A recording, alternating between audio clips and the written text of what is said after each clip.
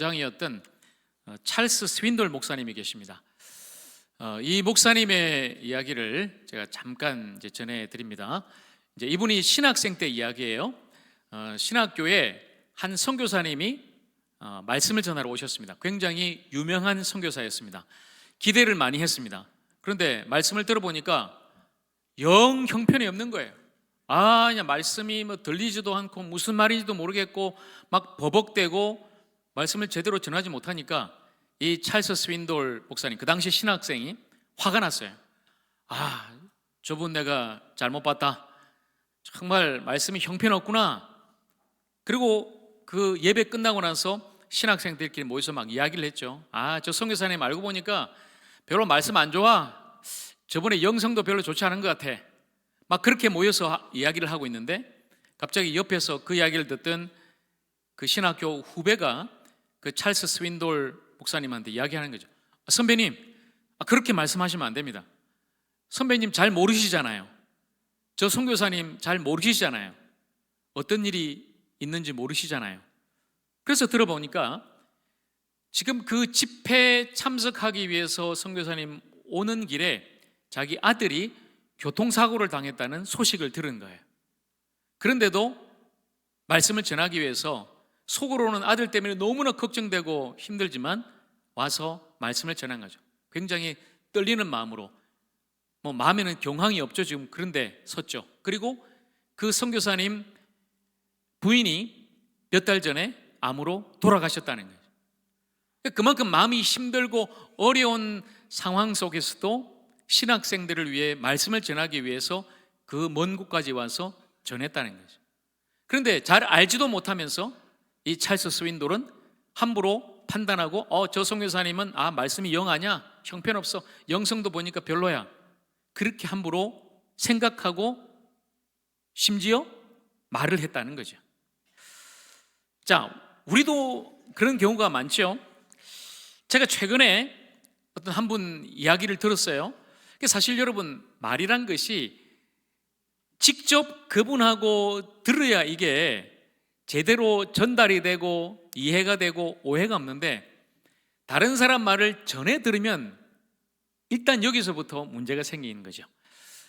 다른 사람에게 전해 들었습니다. 그리고 그분이 그런가 하고 생각하고 또 다른 분에게 여쭤봤어요. 그분이 그렇다는데 어떻습니까? 그랬더니 아이고 그냥 큰일 날 뻔했죠. 아니라는 거죠. 아니라는 거예요. 그러면서 이제 그분이 저에게 이야기를 해주시는데, 저는 그 말씀이 굉장히 감사했어요. 물론 뜨끔하고 심지어 좀 혼났어요. 제가 혼났어요. 목사님, 절대로 다른 사람이 하는 말, 아무 말 믿으시면 안 됩니다. 그냥 거짓말이라고 생각하시면 돼요. 특별히 다른 사람 험담하거나 또 뒤에서 하는 말, 앞뒤 다른 말, 목사님 듣지 마세요. 목사님 조심하세요. 여러분, 제가 이 이야기를 듣는데 얼마나 그냥 부끄럽기도 하고 목사로서 또 뜨끔하고, 근데 한편으로는 그렇게 말씀해 주신 그분이 너무 감사한 거예요. 근데 그분이 저한테 그런 말씀 안 하셨으면 제가 잘못 알고 함부로 제가 알지도 못하면서 판단하고 또 그렇게 말했겠죠. 자, 여러분, 오늘 이 설교가 말랑말랑한 말씀 아닙니다. 여러분에게, 어쩌면 저와 여러분에게 좀 딱딱하고 힘든 설교 될 수 있어요. 그렇지만 우리 이 말씀 잘 들어야 됩니다. 여러분, 타인에 대한 오해와 억측이 난무하고 있죠. 이 세상에서도 그렇고 우리 공동체 안에도 그런 판단과 말이 잘못된 것들이 너무나 많다는 것. 말을 타고 돌아다닙니다. 너무나 빠르게 막 타고 돌아다니죠.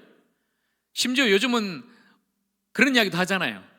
이 말이, 마귀가 말을 통해서 전화기를 타고 돌아다닌다.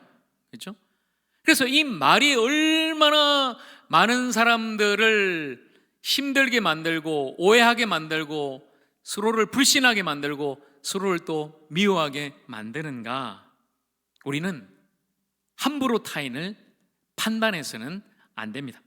자, 오늘 본문의 말씀 고린도전서 4장 말씀인데요, 우리 다시 한번 더 보겠습니다. 제가 읽겠습니다. 3절부터 너희에게나 다른 사람에게나 판단받는 것이 내게는 매우 작은 일이라 나도 나를 판단하지 아니하노니 내가 자책할 아무것도 깨닫지 못하나 이로 말미암아 의롭다함을 얻지 못하노라. 다만 나를 심판하실 이는 주시니라. 그러므로 때가 이르기 전 곧 주께서 오시기까지 아무것도 판단하지 말라. 그가 어둠에 감추어 있는 것들을 드러내고 마음의 뜻을 나타내시리니 그때에 각 사람에게 하나님으로부터 칭찬이 있으리라. 아멘. 여러분, 바울이 고린도 교회를 향해서 이 말씀을 하고 계세요. 뿐만 아니라 오늘 우리에게, 하적교회 저와 여러분에게도 이렇게 말씀합니다. 다른 사람이 나를 판단하는 것, 나는 별로 신경 안 씁니다. 대수롭지 않습니다. 나도 나를 판단하지 않습니다. 왜냐하면 주님만이 나를 판단하시기 때문입니다. 지금 이렇게 바울이 말씀하고 있어요. 오직 주님만이 나를 판단할 수 있고 판단할 자격이 있는 분입니다. 그러니까 주님의 때까지, 주님 다시 오실 때까지는 아무것도 판단하지 마라. 우리가 미리 심판을 시도하지 말라. 이렇게 말씀하는 것이죠. 왜냐하면 우리의 판단은 왜곡되고 잘못되기 때문이죠. 잘 알지도 못하면서 우리가 함부로 판단할 수 없다. 우리는 그럴 자격이 없다. 바로 이 말씀을 하고 계십니다. 자, 비슷한 말씀으로 여러분 야고보서 4장에도 보면 우리에게 이렇게 말씀하는데요, 이 말씀을 우리가 함께 읽도록 하겠습니다. 시작. 형제들아 서로 비방하지 말라. 형제를 비방하는 자나 형제를 판단하는 자는 곧 율법을 비방하고 율법을 판단하는 것이라. 내가 만일 율법을 판단하면 율법의 준행자가 아니요 재판관이로다. 입법자와 재판관은 오직 한 분이시니 능히 구원하기도 하시며 멸하기도 하시느니라. 너는 누구이기에 이웃을 판단하느냐. 아멘. 자, 좀 무서운 말씀이죠. 경고의 말씀이기도 하고요, 뜨끔한 말씀이기도 합니다. 서로 판단하고 서로 헐뜯지 마라. 바로 이렇게 야고보가 우리에게 말씀하고 있습니다. 특별히 남이 없는 데서 더욱더 해서는 안 된다는 거죠. 하려면 앞에서 정확하게 듣고 정확하게 판단하고 정확하게 풀어야지, 잘 알지도 못하면서 남이 없는 데서 듣고 판단하고 말해서는 안 된다. 너는 누구이기에 판단하느냐? 주님께서 오늘 저와 여러분에게 이렇게 말씀하고 계십니다. 여러분, 우리는 재판관이 아닙니다. 나중에 다 하나님의 심판대 앞에 설 사람들이에요. 주님만이 모든 것을 아시고 모든 것을 드러내십니다. 그렇기 때문에 주님만이 하시는 거예요. 우리는 모르지만 주님은 잘 아신다. 그러니까 주님께 맡기라는 것입니다. 주님의 시간을 기다리라는 것입니다. 주님께서 판단하신다는 것입니다. 여러분, 사실 여기 있는 저도 그렇고 여러분도 그렇고 모릅니다. 어쩌면 이게 정답인지 모르겠어요. 우리는 모른다. 우리 자신에 대해서도 모르고 타인에 대해서는 더욱더 모르겠죠. 우리는 모른다. 그리고 우리는 할 수 없다. 우리는 다 죄인이다. 여러분, 우리는 다 오류투성이에요. 사실 인간은, 우리가 사실 잘난 척하고 살아가지만 오류투성이고 모순투성이의 그런 인간일 뿐이죠. 왜냐하면 여러분, 우리 인간에게는 인식의 한계가 있어요. 이게 뭐냐면 우리가 어떤 현상을 바라보고 사건을 바라보고 그리고 무슨 말을 들을 때 다 이해를 못해요. 우리 인식에는 한계가 있습니다. 그리고 기억력에도 한계가 있어요. 그리고 우리가 알고 듣고 한 것을 다른 사람에게 말할 때도 표현의 한계가 있어요. 그러니까 이것이 잘못 받아들이고 잘못 이해하고 잘못 이야기를 해서 모든 문제가 거기에서 생기는 거죠. 여러분, 저나 여러분이나 다 아는 것이 아니고 다 맞는 것이 아닙니다. 여러분, 오늘 이거 깨야 됩니다. 이거 깨지 않으면 끝까지 우리가 평생을 아마 신앙생활 하더라도 내가 아는 것만 다야, 내가 진리야 라고 잘못된 그 고집을 가지고 살아가고 다른 사람들을 함부로 판단하고 해칠 수 있는 그런 어려움이 생기기 때문에 오늘 이 말씀을 전하는 저나 듣는 여러분이 바로 이것 바꿔 나가야 되는 거죠. 내가 맞고 상대방은 틀렸다, 이렇게 생각합니다. 그리고 나와 다르면 저 사람은 틀렸어라고 우리는 생각합니다. 그러나 여러분, 그것은 내 생각일 뿐이에요. 한번 여러분 따라해 보실까요? 그건 내 생각일 뿐. 진짜 그렇습니다. 그건 맞는 게 아니에요. 다를 뿐이지, 틀렸다고 하는 내 생각일 뿐이지 우리가 거기에 빠져서는 안 된다는 거죠. 로랑 베그의 도덕적 인간은 왜 나쁜 사회를 만드는가라는 책에 보면 재미난 좀 이야기가 있어요. 미국의 1000명한테 설문조사를 해봤어요. 물론 믿는 사람 안 믿는 사람 다 들어가 있습니다.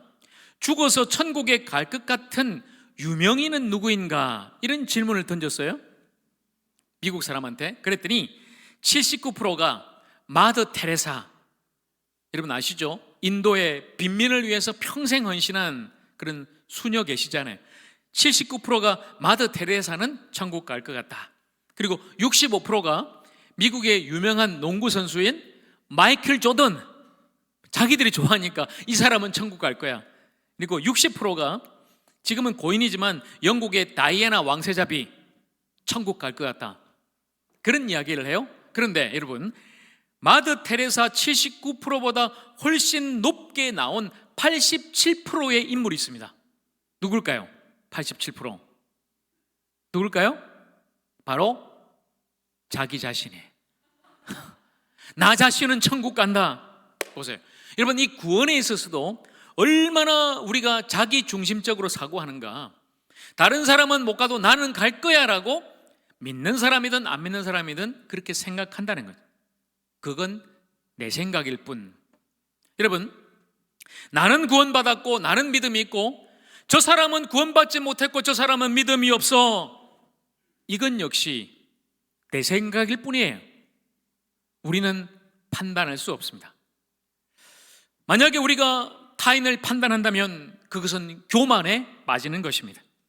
내가 맞고 타인은 틀렸다고 착각에 빠지는 것입니다. 타인을 내 생각으로 판단하는 정죄에 빠지는 것입니다. 그래서 우리는 조심해야 됩니다.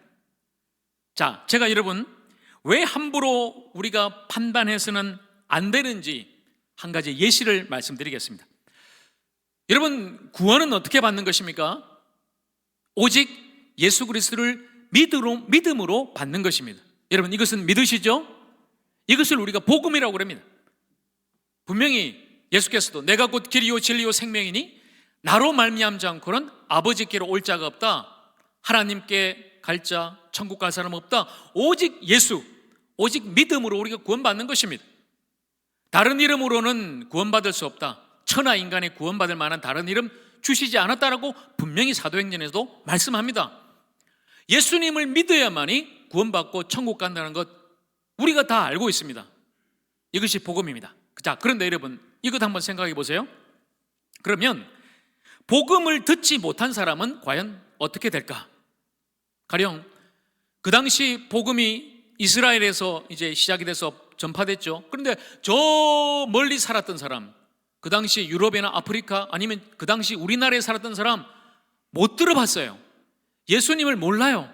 복음을 들어본 적 없어요. 그래서 가끔 어떤 분이 저한테 찾아와서 물어보죠. 목사님, 옛날에 우리 조선시대 살았던 우리 조상들, 세종대왕님은, 이순신 장군은 천국 갔어요? 어떻게 됐어요? 물어봅니다.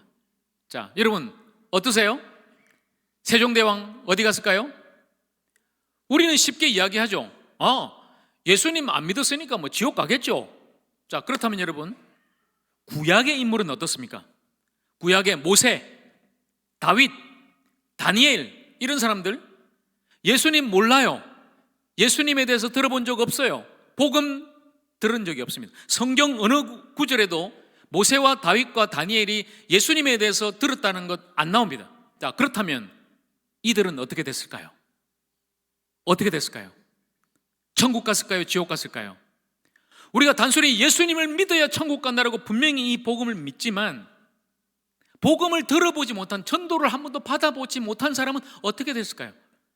천국 문 앞에 갔는데 심판하십니다. 하나님이, 자, 너 예수 믿냐 안 믿냐? 저는 예수님에 대해서 한 번도 들어본 적이 없는데요. 예수님이 누구세요? 그래? 됐어. 내가 알겠어. 너는 안 믿으니까 그냥 지옥 가. 하나님이 이렇게 말씀하실까요? 자, 세 가지 관점을 말씀드립니다. 한번 띄워주세요. 복음을 듣지 못한 사람은 과연 어떻게 되는가? 여러분의 각자 생각이 있으실 거예요. 여러분이 공부를 하고 여러분의 출신 교회와 교단에 따라서 조금 관점이 다른데, 기독교 2000년 역사상 이 세 가지 관점이 유력합니다. 물론 이것은 이단이 아닙니다. 정통 복음주의입니다. 이 세 가지 관점 다 오직 예수 그리스도를 구원자라고 확신합니다. 그리고 이 세 가지 다 성경적인 분명한 근거가 있습니다. 자기 말 하면 안 돼요. 내 생각일 뿐 아닙니다. 분명히 성경이 뭐라고 말씀하시는가. 그런데 이 세 가지 다가 오직 예수며 성경적인 근거를 갖고 있어요.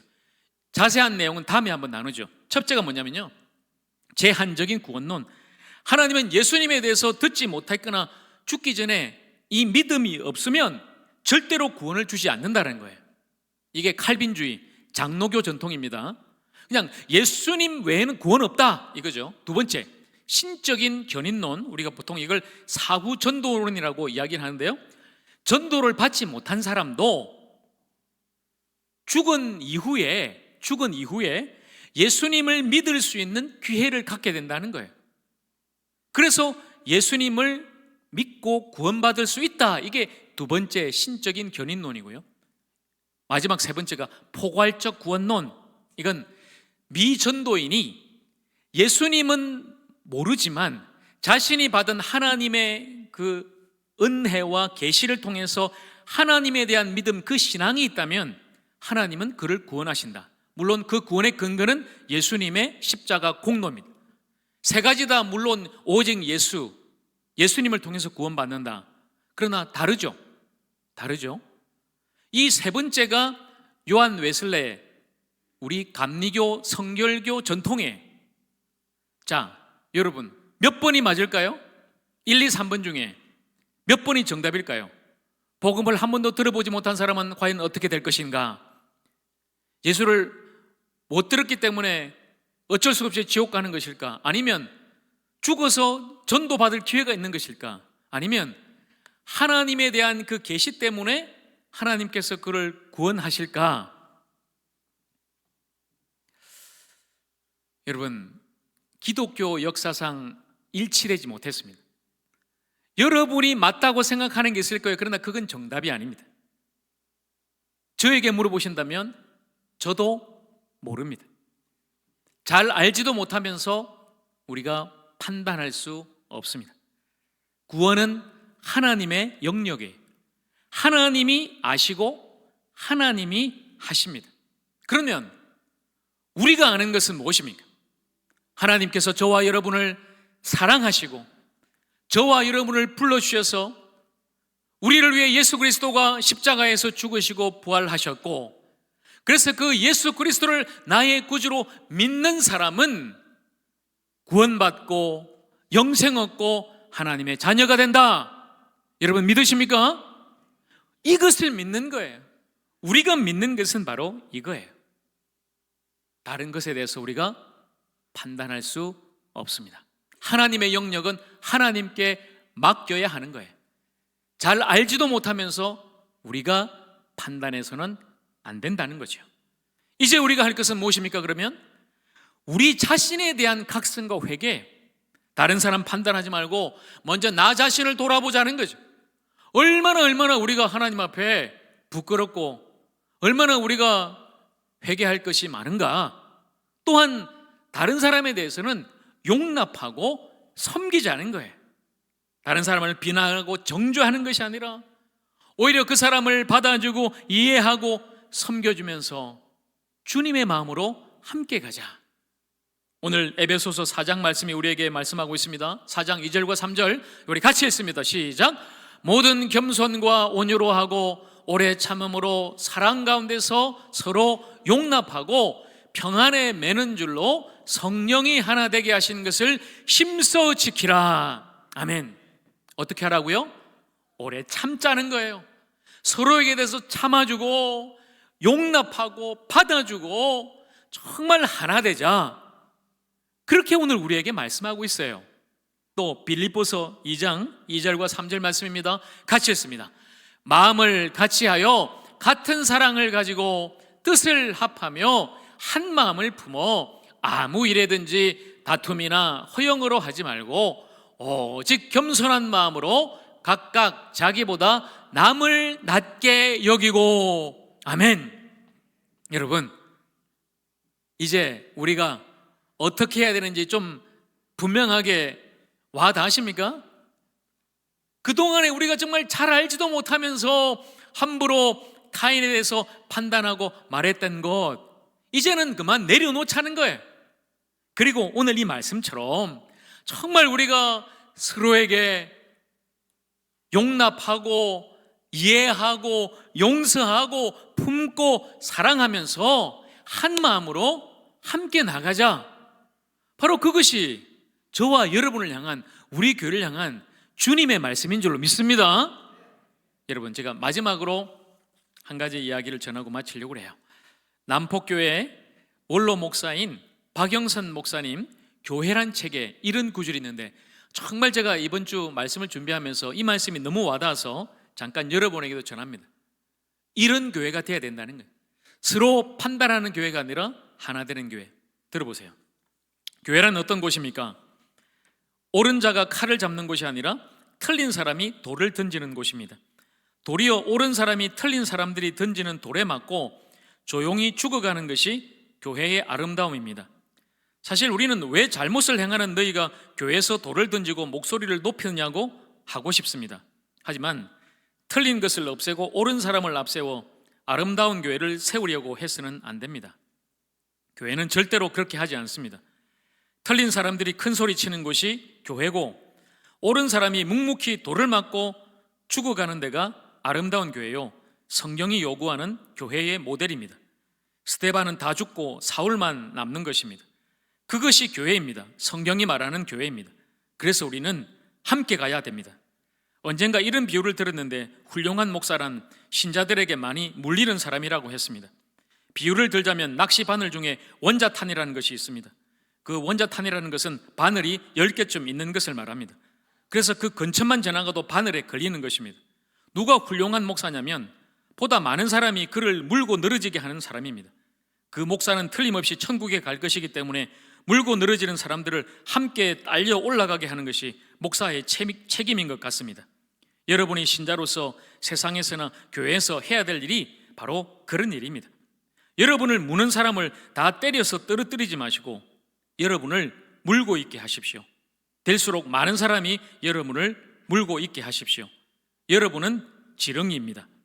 보다 많은 사람이 여러분을 물어서 여러분이 가는 곳에 그분들도 함께 오게 하십시오. 만일 그 일을 하고 있지 않다면 여러분은 신자가 아닙니다. 어때요, 여러분? 우리는 어떻습니까? 잘 알지도 못하면서 함부로 우리는 판단했고, 나와 다르다면 틀렸다고 배제하고 비난하고 정죄하기에 바빴습니다. 그러나 주님의 사람은 함께 가는 것입니다. 주님의 교회는 함께 가는 공동체입니다.